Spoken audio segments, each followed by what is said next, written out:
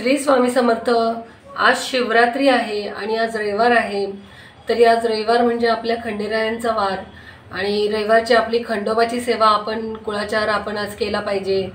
खंडोबाच्या टाकाची आज आपण पूजा केली पाहिजे, अभिषेक केला पाहिजे किंवा खंडोबाच्या 108 नावांनी आज आपण हरिद्रा अर्चन करू शकतो, जेणेकरून आपल्या कुळाचे काही दोष असतील, आपल्या वंशजाला जर काही आर्थिक त्रास होत असेल, कर्ज असेल किंवा नोकरी लागत नसेल, व्यसनचा त्रास असेल किंवा आजारी असतील, तर आज आपली खंडेरावाची सेवा जर आपण केली तर आपल्या वंशजांना चांगला त्याचा फरक मिळतो, आपल्याला स्वतःला चांगले फरक मिळतात, नोकरीमध्ये आपल्याला प्रमोशन मिळतं, नोकरी लागते, कर्जमुक्ती होते, व्यसन सुटतात। तरी आज आपण खंडेरायांची सेवा केली पाहिजे। आणि आज शिवरात्री आणि आज दिवाळीची शिवरात्री आहे। जरी आज असं दिवाळीचं काही हे नसलं त्याच्यामध्ये, तरी पण आज दिवाळीचे ऑक्टोबर महिन्यात आलेली ही शिवरात्री आहे। तरी आपण आज दिवाळीचं आपल्या घरी दिवे वगैरे लावायचे आहेत आणि तसेच आज आपण आपल्या घराच्या जवळ एखादं शिवमंदिर असेल तर त्या शिवमंदिरात जाऊन आवर्जून दिवा लावावा, कारण शिवरात्री ही भगवान शिवजींना अत्यंत प्रिय आहे आणि मल्हारी मार्तंड म्हणजे खंडोबा हे साक्षात भगवान शिवशंकरांचे अवतार आहेत। आणि म्हणून आज आपल्याला खंडेरावाची पण सेवा करायची आहे आणि भगवान शिवांची पण सेवा करायची आहे। शिवमंदिरात दिवे लावा, घरी दिवे लावा आणि काल जशी तुम्ही धनत्रयोदशीला पूजा केली तशी तुम्ही घरात एक छोटी पूजा करू शकता, कारण आज छोटी दीपावली पण म्हणतात, कारण रूपचतुर्दशी पण याच्यामध्ये आलेली आहे, त्याच्यामुळे छोटी दिवाळी तुम्ही आज साजरी करू शकता।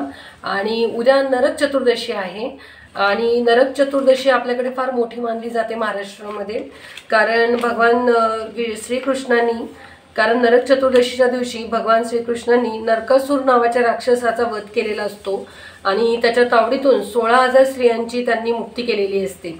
आणि म्हणून हा दिवस सामुदायिक स्त्री मुक्ती दिन म्हणून पण साजरा केला जातो।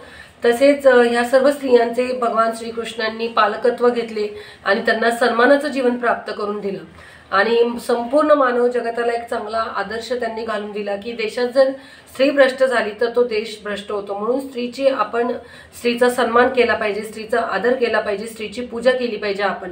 आणि म्हणून आपल्या श्री व्यास जे आहेत त्यांनी आणि पूर्वज लोकांनी त्या सर्व आठवणीच्या प्रित्यर्थ दिवाळी हा सण सुरू केलेला आहे। त्याच्यामुळे नरक चतुर्दशी हा फार मोठा उत्सव आहे आपल्याकडे। पहाटे सगळ्यांनी 4 वाजता उठून उद्या अभ्यंग स्नान करायचे, उठण्याने आंघोळ करायचे आणि त्याच्यानंतर भगवान श्रीकृष्णांचा फोटो आपण एक पूजा ज्या पद्धतीने धनत्रयोदशीची पूजा मांडतो त्याप्रमाणे चौरंगावरती आपण भगवान श्रीकृष्णांचा फोटो ठेवायचा आहे आणि त्या फोटोला आपण हळद, फूल, अक्षता, हार व्हायचा आहे, नैवेद्य दाखवायचा आहे आणि भगवान श्रीकृष्णांच्या ज्या काही लीला आपण वाचलेल्या आहेत भागवत ग्रंथामध्ये त्या लीलांचं सुद्धा तुम्ही स्मरण करू शकता किंवा वाचन करू शकता आणि जेणेकरून श्रीकृष्णांनी जे कार्य केले त्याची आपल्याला एक आठवण राहते।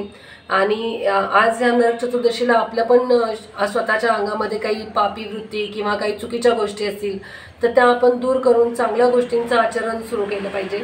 आणि नरक चतुर्दशीच्या दिवशी आपण अजून काही खास सेवा करू शकतो, जसं आपण विष्णू सहस्त्रनाम वाचू शकतो, गीतेचा आपण 15वा अध्याय वाचू शकतो, संपूर्ण गीता पठण करू शकतो वेळ असेल तर।